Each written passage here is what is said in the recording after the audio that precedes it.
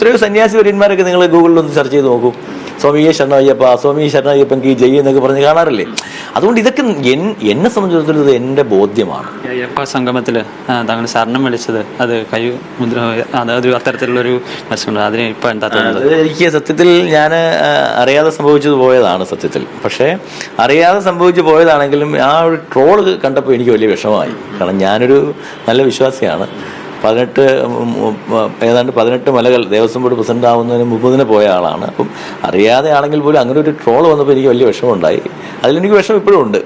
പക്ഷെ നിങ്ങൾ മനസ്സിലാക്കേണ്ട ഒരു കാര്യം, ഈ എന്നെ വിമർശിക്കുന്നവർ ആരൊക്കെയാണ്, എനിക്ക് എന്നെതിരെ ഈ ട്രോളുന്നത് ആരൊക്കെയാണ്?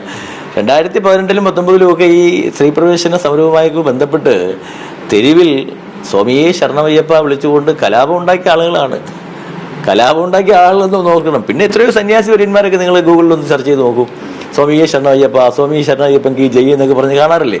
അതുകൊണ്ട് ഇതൊക്കെ എന്നെ സംബന്ധിച്ചിടത്തോളം ഇത് എൻ്റെ ബോധ്യമാണ്. ഒരു വിശ്വാസം എന്ന് പറയുന്നത് എൻ്റെ ബോധ്യമാണ്. അത് കൃത്യമായും ആചാരങ്ങളും അനുഷ്ഠാനങ്ങളും പരിപാലിച്ചുകൊണ്ട് മുന്നോട്ട് പോകുന്ന ഒരു തികഞ്ഞ ഭക്തനാണ് ഞാൻ. പക്ഷെ അത് അങ്ങനെ ഒക്കെ ആണെങ്കിൽ പോലും, അറിയാതെ ആണെങ്കിൽ പോലും, ഇത് ഒരു ട്രോൾ വന്നപ്പോൾ എനിക്ക് വിഷമം തോന്നി.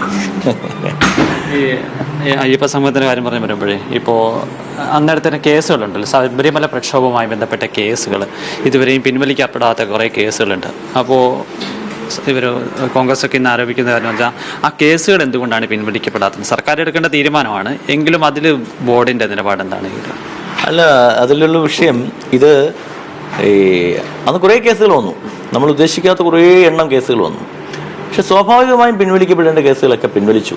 സർക്കാരിൻ്റെ ഇടപെടലോടുകൂടി തന്നെയാണ് പിൻവലിച്ചത്. പക്ഷെ ചില കേസുകളെ സംബന്ധിച്ച് നമുക്കറിയാം. എനിക്കെതിരെ ഞാൻ ഈ കോൺഗ്രസ്സൊക്കെ ജില്ലാ പ്രസിഡൻ്റൊക്കെ ആയിരുന്നപ്പോൾ ഒരുപാട് പ്രക്ഷോഭങ്ങളിൽ നമ്മൾ പങ്കെടുക്കേണ്ടി വരും. അപ്പോൾ അങ്ങനെ വരുമ്പോൾ ഒരു 10-18 കേസ് എനിക്കെതിരെ ഉണ്ടായി. ഒരു 12ഓളം കേസുകൾ സ്വാഭാവികമായ കേസുകളായിരുന്നു, പിൻവലിച്ചു. ഇനി ഒരു 6 കേസ് പിൻവലിക്കാനുണ്ട്.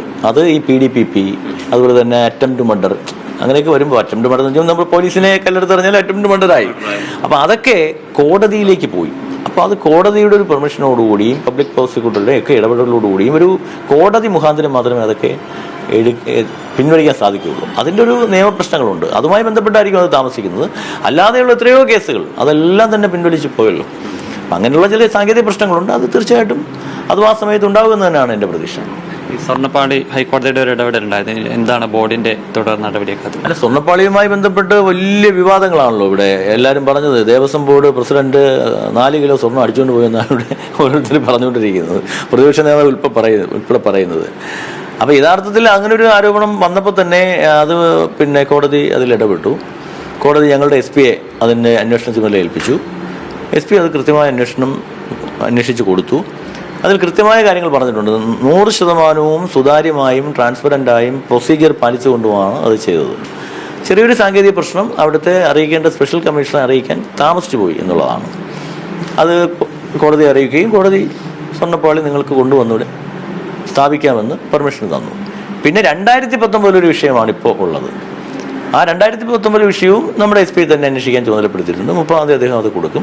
അതോടുകൂടി അതിൻ്റെ ഒരു കൺഫ്യൂഷൻ എന്തിനും. പക്ഷേ ഉള്ള പ്രശ്നം എന്ന് പറയുന്നത്, എന്തെങ്കിലും ഒന്ന് കോടതി പറഞ്ഞു വന്ന പേരിൽ വ്യാപകമായ ആക്ഷേപം നടക്കുകയാണ്. ചന്ദ്രഗ്രഹണത്തിൻ്റെ മറവിൽ സ്വർണ്ണക്കൊള്ള എന്നൊക്കെയാണ് ചില ഓൺലൈൻ മാധ്യമങ്ങൾ പ്രചരിപ്പിക്കുന്നത്. അപ്പോൾ ഇതൊക്കെ വരുമ്പോൾ ഈ ഒരു പ്രചരണമൊക്കെ കഴിയും, അങ്ങ് പോവും, ഇതെല്ലാം പുനഃസ്ഥാപിക്കും, മംഗളകരമായ കാര്യങ്ങൾ കഴിയും.